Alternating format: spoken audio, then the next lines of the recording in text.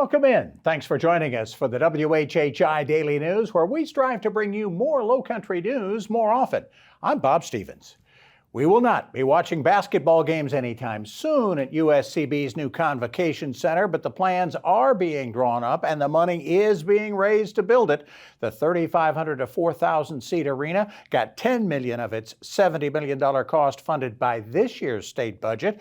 It'll likely be built near USCB's front door on Highway 278 on the interior side, not the Sun City side of the entrance to the college, though it will be 2 or 3 years before ground is broken for the arena that will be home to the school's basketball and volleyball teams that start playing this fall. Also, possibly to concerts. The state has now committed over $26 million to the project, with hopefully another $10 million next year. Then nearly $34 million will be raised locally. As hot as it's going to be this week, you are probably not thinking of a frost we had way back in the middle of March until you try to buy our famous peaches.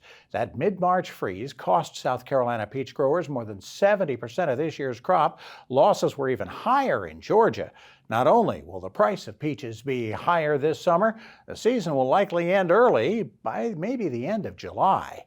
South Carolina is ranked closer to the middle of the pack, but still among the bottom tier of states in its overall healthcare performance, according to the nonpartisan Commonwealth Fund Healthcare Foundation. The state ranks 37th overall on the foundation scorecard of 58 indicators, but 42nd in access to reproductive health for women and 41st in racial and ethnic health equity.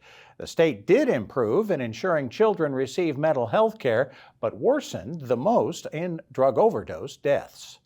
We have an Olympic gold medalist in our Lowcountry family. 31-year-old Charlotte Lewis back in Bluffton after winning the women's 200-meter kayak at the Special Olympics World Games in Berlin last week.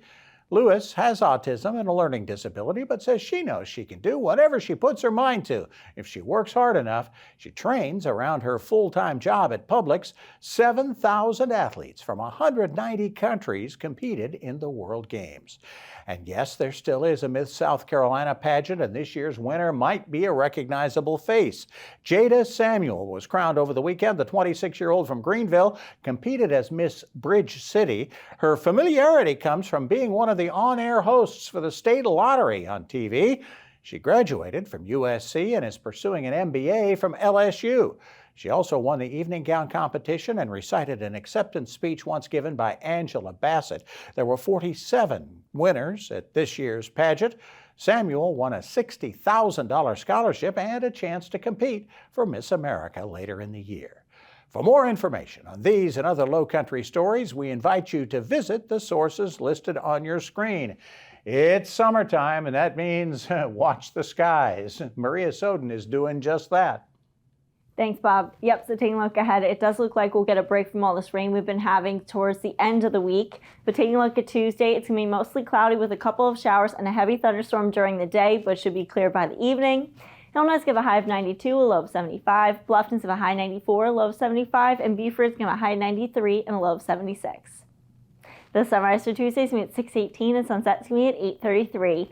Taking a look at the beach tides, low tide's going to be at 11:52 a.m. and high tide's going to be at 4:51 p.m. Taking a look into the rest of the week, Wednesday it's going to be sunny with highs in the 90s and lows in the 70s.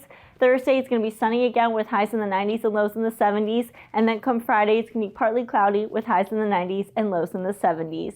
That's it for today. Let's head it back to the desk. Thanks, Maria. We're going to talk sports a little bit later on, but up next, we're going to talk with State Senator Tom Davis. The session is finished for the year in Columbia. What's the senator think about what they accomplished and what they didn't? We'll talk to him next.